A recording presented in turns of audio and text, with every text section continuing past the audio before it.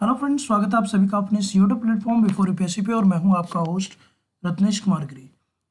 आप सबों से जुड़ना तो हमेशा से ही अच्छा लगता है दोस्तों, लेकिन कभी कभी आपके सामने ऐसे विषयों पे वीडियोस बनाना जिसके लिए ना दिल गवाही दे ना मन, तो एक बहुत ही बड़ा चैलेंज होता है। खैर, जानकारी और फैक्ट बहुत ही ज़रूरी चीज़ है और समझना पड़ेगा कि ये कोई भी घटनाएं एक दिन में घटित नहीं होती।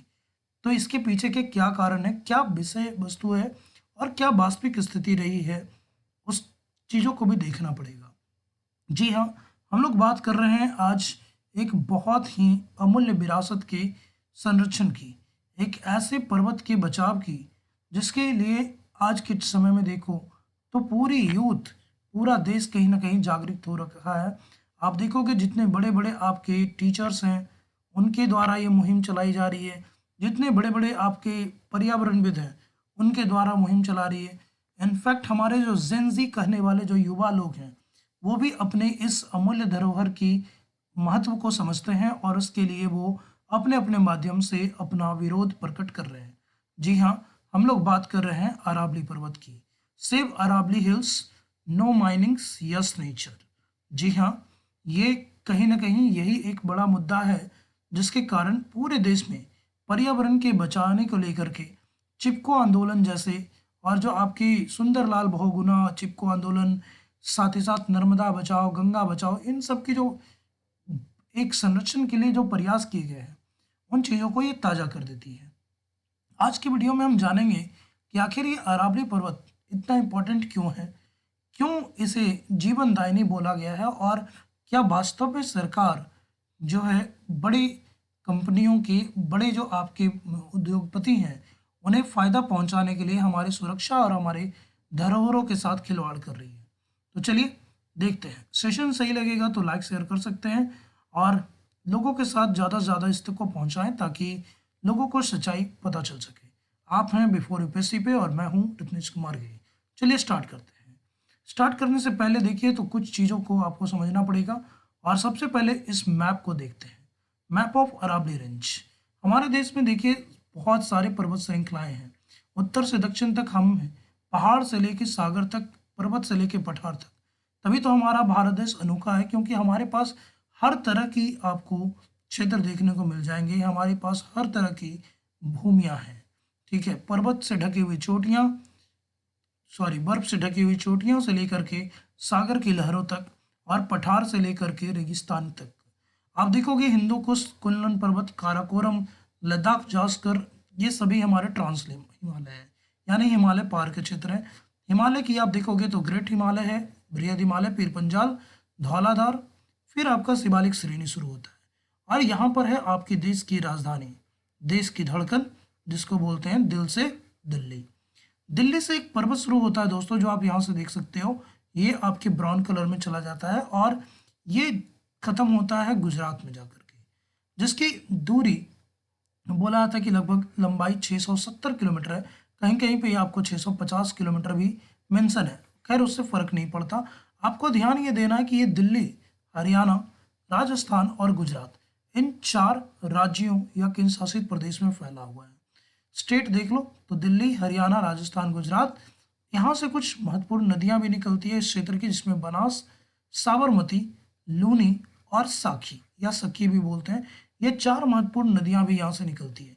यहाँ का जो सबसे ऊंचा, इस पर्वत श्रृंखला का सबसे ऊंचा जो आपका चोटी है जिसको बोलते हैं गुरु शिखर, वो आपको देखने को मिलेगा माउंट आबू पठार पे। ठीक है, जो कि कौन से राज्य में? राजस्थान। इसके किनारे बसी हुई सीढ़ियों को देखें तो आपका दिल्ली, जयपुर, उदयपुर और अहमदाबाद महत्वपूर्ण हैं। साथ ही साथ यहाँ पर कुछ पर्यावरण से जुड़े हुए महत्वपूर्ण संरक्षण स्थल भी हैं, जिसमें Sariska tiger reserve, Kumbhalgarh, mount Abu, ये आपको देखने को मिल जाएंगे। चलिए स्टार्ट करते हैं। इसमें हमने कई अलग अलग सोर्स का इस्तेमाल किया है, तो मैं उन सभी का क्रेडिट उनको देना चाहूँगा। चलिए सबसे पहले देखते हैं कि अरावली हमारे लिए क्यों महत्वपूर्ण है। तो बोला जाता है कि Aravalli is not just a mountain. ये सिर्फ एक पर्वत नहीं है, बल्कि हमारा नेचुरल शील्ड है। जैसे आप सभी को पता है कि हिमालय तिब्बत से चलने वाली ठंडी पवनों से हमें बचाती है, वैसे ही आपका जो अरावली है वो हमें डिफेंस करता है, हमें बचाता है अगेंस्ट डिफॉरेस्ट्रेशन, रेगिस्तान को बढ़ने से ये रोकता है। ठीक है, साथ ही साथ यहाँ रेत की जो धूल भरी आंधियाँ चलती है उसे भी ये पर्वत कहीं ना कहीं अपने आगोश में लेकर के ठंडा करने का काम करता है। साथ ही साथ ये जो पर्वत श्रृंखलाएं हैं, यहाँ पे जो इस क्षेत्र में पेड़ बगाद हैं और साथ ही साथ जो आपकी अत्यंत जो बहने वाली नदियां हैं सदा नीरा, उनके कारण यहाँ पर देखोगे कि जो भूजल स्तर है, ग्राउंड वाटर हमेशा रिचार्ज होता है और इसी कारण से जो आपका पूर्वी राजस्थान सहित जो अन्य क्षेत्र हैं उसमें जल स्तर कहीं ना कहीं बना रहता है। इसके साथ साथ ये जो जंगल है, ये कई जंगली जीवों का घर भी है और ये हमें डस्ट स्टॉर्म से बचाता है। तो अगर हम इसे ख़त्म करेंगे तो कहीं ना कहीं हमारी वायु की गुणवत्ता और धूल भरी आंधियाँ हमारे पास बढ़ेगी और जो वन्य प्राणी हैं वो उनके आवास भी कहीं ना कहीं नष्ट होंगे। ठीक है, इस चीज़ को समझना है। इसीलिए ये हम लोग जो है पर्यावरण बचाने की शुरुआत और अरावली बचाव की शुरुआत कर रहे हैं। तो अब हमें ये समझना पड़ेगा कि आखिर अरावली के में ऐसा क्या हुआ है कि हम अरावली को बचाने के लिए एकदम से जागृत हो गए हैं। तो सबसे पहले समझेंगे कि हमारे कहीं पे भी धरती पे रहने पे या कहीं पे रहने पे हमारे कुछ रूल्स होते हैं। सबसे पहला रूल है रिस्पेक्ट एंड प्रोटेक्ट नेचर, पर्यावरण की रक्षा करो और उन्हें एक सम्मान दे। वाइजली यूज फ्रेश वाटर, जल को जो आपके मीठे जल हैं उनको विवेकपूर्ण इस्तेमाल करें और पर्यावरण और वन्य जीव सहित पेड़ों की भी रक्षा करनी होती है। ठीक है, देखिए इसकी कुछ सुंदरता की तस्वीरें मैं आपको दिखाता हूँ। ये है आपकी कुंभलगढ़, जैसे ग्रेट वॉल ऑफ चाइना आपको देखने को मिलेगा वैसे ही आपको राजस्थान में ये ग्रेट वॉल ऑफ राजपूताना देखने को मिलेगा, जो कि वहाँ के 7 जो राजपूताना हिल्स हैं उनको आपस में जोड़ने का काम करती है। ये आपको मिलेगा उदयपुर में जो ताज होटल्स हैं, ये उसके एक नज़ारे हैं जिसको आप देखो कि प्रकृति की गोद में बसा हुआ बहुत ही एक मस्मराइजिंग व्यू आपको देखने को मिलेगा। एक चीज़ पे आप गौर करते हुए चलना कि आपको पहाड़ की ऊंचाई जो है कहीं पे बहुत अच्छी खासी देखने को मिलेगी, कहीं पे बहुत ही कम। जैसे यहाँ पे देखिए आपकी जो कुंभलगढ़ सहित जो आपके राजपूताना वॉल्स हैं, यहाँ पर पहाड़ों की ऊंचाई अच्छी खासी देखने को मिल रही है। जबकि आप इस उदयपुर वाले एरिया में देखिए तो पहाड़ों की ऊंचाई लगभग या तो निम्न होती गई या फिर बहुत ही कम हो चुकी है। देख सकते हैं आप यहाँ पर भी। तो इस क्षेत्र में भी आपको देखने को मिलेगा कि पहाड़ों की ऊंचाई बहुत ही ज़्यादा निम्नतर होती गई है और ये पहाड़ से ज़्यादा पहाड़ी हो चुके हैं। फिर आपको दक्षिण में देखोगे तो माउंट आबू का ये नज़ारा है, जिस क्षेत्र में आप देखोगे कि पहाड़ जो है सबसे ऊंचा है और यहीं पे आपको गुरु शिखर देखने को मिलेगा। तो कहीं ना कहीं अरावली के बारे में आप समझोगे कि कुछ ऐसे भी स्थलाकृतियां हैं जो एकदम से शील्ड का काम करती है। जैसे आप यहाँ देखो एकदम से आपके समकोण पे खड़ी चट्टानें जो रेगिस्तान से थार मरुस्थल से आने वाली रेत की आंधियों को रोकने का काम करती है। तो अब समझोगे कि ये तो हो गए अरावली के नज़ारे कि अरावली हमारे लिए कितना इम्पोर्टेंट है और अरावली में आपको ज़्यादातर दृश्य कैसे दिखेंगे। अब हुआ क्या है, इसके पीछे की भी कहानी समझो।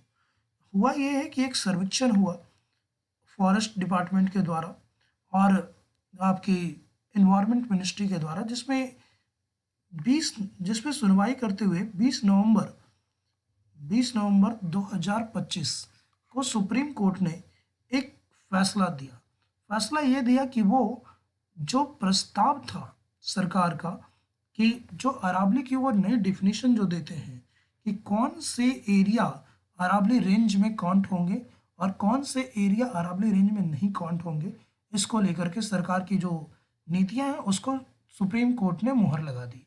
अब दो चीज़ों को आपको समझना पड़ेगा बहुत ही ध्यान से। पहले चीज़ समझनी पड़ेगी आपको अरावली पर्वत, ठीक है, अरावली हिल और दूसरा समझना पड़ेगा अरावली रेंज। दोनों में अंतर क्या है? बोलता है कि वह स्थान जहाँ पर आपको ये पर्वत देखने को मिल रहा है, जैसे इस जगह को ही देख लो तो ये सारा क्या है, ये देखो जैसे ये वाला क्षेत्र आपका क्या है, ये अरावली हिल्स है, ठीक है। लेकिन बोलता है कि उस अरावली एरिया के जो 500 जो पहाड़ी के 500 मीटर का इर्द गिर्द क्षेत्र है उसको बोलते हैं अरावली रेंज। यानी अरावली पर्वतों की एक पूरी श्रृंखला जो आपकी गुजरात से लेकर के दिल्ली तक विस्तृत है, जिसमें ऊंचे बड़े कई चोटियों देखने को मिलती हैं, उसी को बोलते हैं अरावली रेंज। तो अरावली हिल्स का मतलब पार्टिकुलरली उस पहाड़ से है, और अरावली रेंज का मतलब उस पहाड़ों की उस पूरी श्रृंखला से है। जैसे आप यहाँ देख लो, ये पहाड़ों की पूरी श्रृंखला आपको देखने को मिल जाएगी, इसी को बोलते हैं अरावली रेंज। इसमें कहीं कहीं पर आप देखोगे कि बिल्कुल इस तरह के समतल एरिया भी देखने को मिलते हैं, यानी पहाड़ों से 500 मीटर का एरिया जो है वो भी अरावली रेंज में काउंट होता है। अब चूंकि ये पहाड़ बहुत ही पुराने हैं, तो इसमें कई तरह के चट्टान, कई तरह के खनिज, कई तरह के बहुमूल्य पदार्थ भी प्राप्त होने की संभावना है। ठीक है। इनफैक्ट आपको मैं बता दूं कि ये जो अरावली पर्वत है, ये दुनिया की सबसे पुरानी पर्वत श्रृंखलाओं में से एक है। अब ये समझो कि सुप्रीम कोर्ट की जो मुहर है, कहीं ना कहीं गवर्नमेंट के जो डेफिनेशन है, गवर्नमेंट ने की डेफिनेशन क्या है वो पहले समझ लें। गवर्नमेंट की डेफिनेशन ने ये डेफिनेशन दी है कि वैसे अरावली चोटियाँ जो 100 मीटर से कम है, ठीक है, यहाँ आप देख लो, वही उसी चीज़ का एक व्यंग्यात्मक दिखाया गया है कि अरावली हिल्स ऑडिट हुआ है, जिसमें अरावली बोल रहे हैं कि देखो जी, हम लोग तो इंडिया के क्लाइमेट शील्ड है, हम तो इसे रेगिस्तान से बचा रहे हैं, हम लोग ये सारा कुछ कर रहे हैं, हम लोग आपके लिए बहुत बड़ा एक प्रोटेक्टर का काम कर रहे हैं। तो जो सर्वेक्षण करने वाले हैं वो बोलते हैं रिजेक्टेड, रिजेक्टेड। क्यों भाई? क्योंकि आपके 100 मीटर से कम हाइट है। तो ज़्यादातर अरावली रेंज की जो पहाड़ियाँ हैं, हिल्स हैं, उनकी ऊंचाई 100 मीटर से कम है। सबसे पहला मुद्दा आप समझ लो। बोलता है कि 80% जो अरावली रेंज की पहाड़ियाँ हैं, अरावली हिल्स हैं, वो 100 मीटर से कम हो चुके हैं, क्योंकि ये बहुत बुजुर्ग हो चुके हैं। इनकी अगर आयु काल की भी बात की जाए ना, तो ये हिमालय से लगभग मान के चलो कि कम से कम भी तो 10 गुना पुराने हैं। ठीक है। यहाँ पर आप तस्वीरें देख सकते हो कि ये बहुत ही पुराने हो चुके हैं, और अगर इनको वाइजली प्लानिंग नहीं किया गया तो ये दिन प्रतिदिन और ज़्यादा कम होते जाएंगे। अब एक चीज़ आपको समझना ये है कि क्या ये अचानक से ये पूरी मुहिम शुरू होती है, क्या अचानक से सरकार ने इसे 100 मीटर से कम का ये करने का प्रयास किया है, या फिर इसके लिए पहले से भी ऐसी कोई कवायद चली है? तो सबसे पहले समझेंगे कि ये जो पर्वत है, ये लगभग आपका 3.2 बिलियन ईयर पुराना है। ठीक है, 3.2 बिलियन ईयर। और इस हिसाब से अगर आप देखो तो ये पृथ्वी के सबसे पुराने पर्वतों में से एक है। सबसे पहले इसकी जो बुनियाद है, या इसकी जो इसके बारे में जो चर्चा शुरू होती है, वो होती है 2004 में, जब सारे स्टेट में इलीगल माइनिंग होता है। इलीगल माइनिंग देखो, हमारे यहाँ बालू माफिया और पहाड़ माफिया, ये दो बहुत बड़े माफिया हो गए हैं कि चट्टानों को काट करके बेचना, इलीगल आपकी माइनिंग करना, इलीगल रॉकिंग करना, साथ ही साथ सैंड माइनिंग करना, ये बहुत ज़्यादा ये चीज़ हो चुका है। सबसे बड़ी चीज़ यहाँ पर ये है ना कि अरावली अपने आप में एक बहुत ही इम्पोर्टेंट हो जाता है क्लाइमेट वाइज भी, क्योंकि यहाँ पर आप देखोगे तो यहाँ पर आपको सहारा टाइप का क्लाइमेट भी देखने को मिलेगा। यहाँ पर आपको इथोपिया, जो कि आपका पूर्वी अफ्रीका में है, तो इथोपियन क्लाइमेट भी देखने को मिल जाता है। साथ ही साथ आपका जो दक्कन का पठार, दक्षिणी क्लाइमेट है, तो आपको कुछ एरिया में वो दक्कन का पठार वाला भी क्लाइमेट देखने को मिलेगा। कुछ एरिया में आपको मलयान वाला भी क्लाइमेट देखने को मिलता है। और उसी हिसाब से यहाँ पर एक जो पेड़ पौधे की श्रृंखला है, उसमें आप देखोगे कि बहुत ज़्यादा विविधता पाई जाती है। ठीक है। और इस कारण से ये पर्वत अपने आप में एक बहुत कुछ समेटे हुए हैं। अब समझेंगे कि इसकी शुरुआत कहाँ से होती है। क्या अचानक से मोदी गवर्नमेंट ने इसे माइनिंग के लिए अलाउ कर दिया? तो इसकी शुरुआत होती है आपकी 1990 के दशक में, जब पर्यावरण बचाने को लेकर के कई सारे प्रयास चलते हैं। लेकिन इसमें सबसे बड़ा विवाद उत्पन्न होता है अरावली की डेफिनेशन को लेकर के, कि अरावली पर्वत किसे माना जाए। क्या पूरे दिल्ली, हरियाणा, राजस्थान और गुजरात के पूरे क्षेत्र को अरावली क्षेत्र माना जाए, या फिर एक खास एरिया है जिसको अरावली पर्वतों की श्रृंखला में रखा जाए? तो इसको समझने के लिए हमें थोड़ा सा चलना पड़ेगा अपने पास्ट में, और चलना पड़ेगा उस रीट पिटीशन के समय जो 1985 और 1995 में दायर होती है। जी हाँ, 1985 और 1995 में दो रीट पिटीशन दायर होता है। एक है बहुत ही फेमस केस है जिनका नाम है MC Mehta case. MC Mehta case बहुत ही बड़े पर्यावरणविद और दूसरा MC Mehta versus union of India यानी गवर्नमेंट ऑफ इंडिया का केस था। और दूसरा केस आपका रिट पिटिशन फाइल हुआ है आपका टी एन गोदावरम करके कुछ थे। जी हाँ, TN गोदावरम, हाँ ऐसा ही कुछ नाम था, साउथ इंडियन नेम था। उन्होंने एक रिट पिटिशन फाइल किया था सुप्रीम कोर्ट के खिलाफ कि इस क्षेत्र में जो इलीगल माइनिंग्स हो रही है, जो पहाड़ों को काटा जा रहा है, जो हमारे धरोहर को विनाश किया जा रहा है, उसे रोका जाए। और इसी केस में फाइनली 2002 में सुप्रीम कोर्ट का वर्डिक्ट आता है, जिसमें सुप्रीम कोर्ट बोलता है कि इस पूरे क्षेत्र में, पूरे अरावली रेंज में जितने भी प्रकार की माइनिंग हो रही है, उन सभी माइनिंग चीज़ों को आपका तत्काल प्रभाव से बैन किया जाए। यानी आप ये समझें कि 1985 में रिट पिटिशन फाइल होता है, एक 1995 में होता है पर्यावरण बचाने को लेकर, अरावली बचाने को लेकर के, और फाइनल 2002 में जो वर्डिक्ट आती है वो वर्डिक्ट ये कहती है कि इस पूरे क्षेत्र में पर्यावरण को खतरा है और इसलिए यहाँ पर आप जो है पूरे के पूरे एरिया में माइनिंग को क्लोज करते हैं। लेकिन पैसे के लालच लोग और संसाधन की पूर्ति करने वाले लोग कहाँ तक इस फैसले से चुप रहने वाले थे। उन्होंने राजस्थान सरकार ने 2010 में, याद रखोगे, राजस्थान की सरकार ने 2010 में अरावली की एक परिभाषा दी और यहीं से शुरुआत होती है उस पूरे विवाद की, साल 2010, जहाँ पे सबसे पहले राजस्थान सरकार ने ये बोला कि जो 100 मीटर से कम के एरिया हैं, 100 मीटर से कम की पहाड़ी वाली चोटियां हैं, इनको अरावली का हिस्सा न माना जाए और इनको माइनिंग के लिए खोला जाए। जी हाँ, आप समझेंगे कि सबसे पहले 2010 में राजस्थान सरकार ने अरावली की परिभाषा दी, जिसमें यह बोला गया कि जो ऊंचे ऊंचे पर्वत श्रृंखलाएं हैं उन्हें ही अरावली की पर्वत श्रृंखलाएं मानी जाए। 100 मीटर से जो कम के क्षेत्र हैं उनको अरावली का क्षेत्र ना माना जाए और उन्हें माइनिंग के लिए खोल दिया जाए। सुप्रीम कोर्ट इस फैसले से उस समय संतुष्ट हुई नहीं और उन्होंने फॉरेस्ट डिपार्टमेंट को बोला कि आप एक सर्वे कीजिए। सर्वे करने पे ये पता चलता है कि वास्तव में यहाँ की जो सबसे बड़ी समस्या है वो है इलीगल रैट माइनिंग की। रैट माइनिंग बोलते हैं जिसमें चोरी छुपे पर्वतों को काटना और साथ ही साथ उनमें से आर्थिक क्षति पहुंचाना है। तो 19 फरवरी, याद रखोगे, फरवरी 2010 में सुप्रीम कोर्ट ने ये बोला कि हम राजस्थान के फैसले को फिलहाल अस्वीकार करते हैं और बाकी राज्यों से भी इस मामले में पक्ष लेते हैं।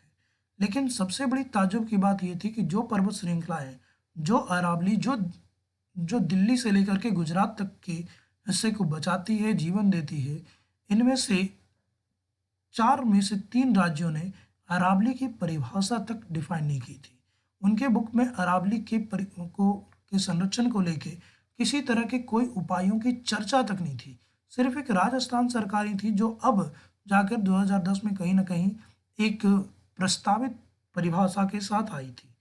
तो सुप्रीम कोर्ट ने 2010 में फॉरेस्ट डिपार्टमेंट जो है पूरे एरिया का, उसको ये सर्वे करने को बोलता है कि आप 100 मीटर से ऊपर की नहीं, पूरे के पूरे अरावली क्षेत्र जो इन चारों राज्यों और केंद्र शासित प्रदेशों में है, आप उसका सर्वे करें और सर्वे करके हमें एक डिटेल रिपोर्ट दें। लेकिन सबसे बड़ी ताज्जुब की बात ये होती है दोस्तों कि जो 128 पहाड़ियों का सर्वे किया जाना था, जब रिपोर्ट आती है तो पता चलता है कि उस 128 पहाड़ियों में से 31 पहाड़ी तो है ही नहीं, ये कहीं ना कहीं इलीगल माइनिंग के शिकार हो चुके हैं और इलीगल माइनिंग के द्वारा इन 31 पहाड़ियों को बिल्कुल ध्वस्त कर दिया गया है, इनकी अस्तित्व को ही खत्म कर दिया गया। अब सुप्रीम कोर्ट को एक और बड़ा झटका लगता है, क्योंकि आप समझो कि कहीं ना कहीं आप 25% अरावली ऑलरेडी खत्म हो चुका था। अब सुप्रीम कोर्ट इस मामले में कड़े फैसले लेने के मूड में रहती है और वो सभी राज्यों को तत्काल प्रभाव से अरावली के पक्ष को लेकर के अपना रुख स्पष्ट करने को कहती है। लेकिन हरियाणा सरकार इस मामले में सबसे ज़्यादा एक निष्क्रियता दिखाती है और वो अरावली को लेकर के बिल्कुल ही निष्क्रिय दिखती है। राजस्थान फिर भी एक हद तक अपनी परिभाषा के साथ था, लेकिन गुजरात, जहाँ पर ये काफ़ी अच्छी हालत में थे, उसके साथ साथ आपका हरियाणी, जहाँ पे पहाड़ियाँ काफ़ी छोटी छोटी है, कम हाइट की है, वहाँ पर जब देखोगे तो ये लगभग इसके प्रति बिल्कुल उदासीनता बरती गई कि ठीक है, रहे रहे ना रहे, कोई बहुत ज़्यादा इसके संरक्षण में दिलचस्पी नहीं दिखाई गई। और अंततः आपकी सरकार कोर्ट ये फैसला लेती है कि इसे एक गवर्नमेंट लेवल पे, अब फॉरेस्ट डिपार्टमेंट से हटा करके इसे पूरा एक गवर्नमेंट रिपोर्ट बनाएगी और भारत सरकार के मिनिस्ट्री ऑफ एनवायरनमेंट, याद रखना, ministry of environment, forest and climate change, MOEFCC, जिसके मंत्री अभी आपको देखने को मिलेंगे भूपेंद्र यादव, ये आपके अभी पर्यावरण मंत्री हैं। तो इस मिनिस्ट्री को ये बोला गया कि आप एक डिटेल सर्वे कीजिए, और इस मिनिस्ट्री के अंदर भी एक कमेटी है जिसका नाम था सेंट्रल एम्पावर कमेटी, ठीक है, CEC, जो कि एक स्टैट्यूटरी कमेटी है, स्थायी कमेटी है आपकी पर्यावरण मंत्रालय की। उससे बोला गया कि आप जो है इस पूरे अरावली रेंज का सर्वे कीजिए और सर्वे करके हमें बताइए कि कौन सा क्षेत्र जो है वो प्रोटेक्टेड होना चाहिए, संरक्षित होना चाहिए, और कौन से क्षेत्र को अरावली के लिए या माइनिंग के लिए खोला जाना चाहिए या अलाउ किया जाना चाहिए। लेकिन सबसे बड़ी ताज्जुब की बात यह है कि जो भारत सरकार की ये जो कमेटी थी, आपका सेंट्रल एम्पावरमेंट कमेटी, जो कि पर्यावरण मंत्रालय के अंतर ही थी, ये भी राजस्थान सरकार के उसी परिभाषा को दोहराती है और बोलती है कि जो 100 मीटर से कम हाइट के जो पर्वत हैं या चोटियां हैं या पहाड़ियां हैं, उन्हें माइनिंग के लिए खोल दिया जाए। इससे पर्यावरण को बहुत नुकसान नहीं होगा। लेकिन सबसे बड़ी चीज़ यही आपको समझनी पड़ेगी कि पूरा ये जो 650 किलोमीटर का अरावली रेंज है, इस 650 में से 480 किलोमीटर जो अरावली है उसकी पहाड़ियों की ऊंचाई 100 मीटर से कम है। तो ऐसी स्थिति में आप देखोगे एक तरफ सरकार कह रही है कि नहीं जी, 1% ही आपकी अरावली है जहाँ पर माइनिंग होगी, जबकि वास्तविकता ये है कि मात्र 10% ही अरावली ऐसा है जो आपका संरक्षित रह पाएगा। शेष हिस्से में आपका माइनिंग अलाउ हो जाएगा। और एक बार जब माइनिंग स्टार्ट होता है दोस्तों, तो वास्तविकता ये है कि जो माइनर्स हैं जिनको लीज पे दिए जाते हैं पहाड़, वो आवंटित क्षेत्र से कई ज़्यादा क्षेत्रों में आपका इस माइनिंग को करते हैं। ये हमारी एक बहुत बड़ी वास्तविकता है। तो ये ठीक उसी प्रकार से हो गया दोस्तों कि जैसे आप अपने घरों में, ऐसा समझो कि आपके घरों में आपके माता पिता हैं जिन्होंने अपना सर्वस्व आपके लिए लुटाया है, और जब वो बुजुर्ग हो गए तो उनकी जो महत्व है इस चीज़ से आकी जा रही है कि वो कितने पैसे अर्न करके दे रहे हैं, वो कितने आपके लिए यूज़फुल है। जबकि इन लालची मानव समाज को समझना पड़ेगा कि वो धरोहर जो आपके लिए पिछले 400 करोड़ साल से आपके लिए एक दीवार बन के खड़ा है, आपके लिए पर्यावरण का संरक्षण कर रहा है, आपके लिए जो है रेगिस्तान को बढ़ने से रोक रहा है, आप उसे सिर्फ अपने चंद संसाधनों के लालच में ख़त्म कर रहे हैं। क्योंकि ये पर्वत एक वलित पर्वत है, आपका फोल्ड माउंटेड है, तो इसमें आपकी बहुत ही अच्छे खनिजों के होने की पर्याप्त संभावनाएं हैं। तो आप ऐसा ही समझो कि एक कि मरते मरते भी आप इसे मतलब और जल्दी मारना चाह रहे हो, ताकि आप इसके पास जो भी इसकी संपत्ति है वो भी आप इससे छीन सको। और अगर यही स्थिति रही तो नीचे मैं आपको 2 तस्वीर दिखा रहा हूँ कि आज की ये आपकी अरावली है, ठीक है। अगर आपने अपने लालच को कम नहीं किया तो आने वाले समय में अरावली कुछ ऐसी दिखेगी। और अगर आप पर्यावरण के प्रति प्यार रखते हैं, पर्यावरण के प्रति अपना प्यार बनाए रखते हैं, तो पर्यावरण भी आपके लिए अपना प्यार बनाए रखेगी, और आने वाले समय में आपकी अरावली आज तक की तरह सदैव आपका भरण पोषण और संरक्षण करती रहेगी। इसी प्रेरणा के साथ कि हम अपने पर्यावरण, अपने आसपास की चीज़ों को ध्यान देंगे, सेवा करेंगे, और ज़्यादा से ज़्यादा अपनी प्रकृति के प्रति, अपने परिवार के प्रति, अपने माता पिता और अपने अन्य सहोदरों के प्रति भी एक प्रेरणा की भावना के साथ रखेंगे। इसी प्रेरणात्मक चंद शब्दों के साथ अपनी वाणी को विराम देता हूँ। Thank you so much. जय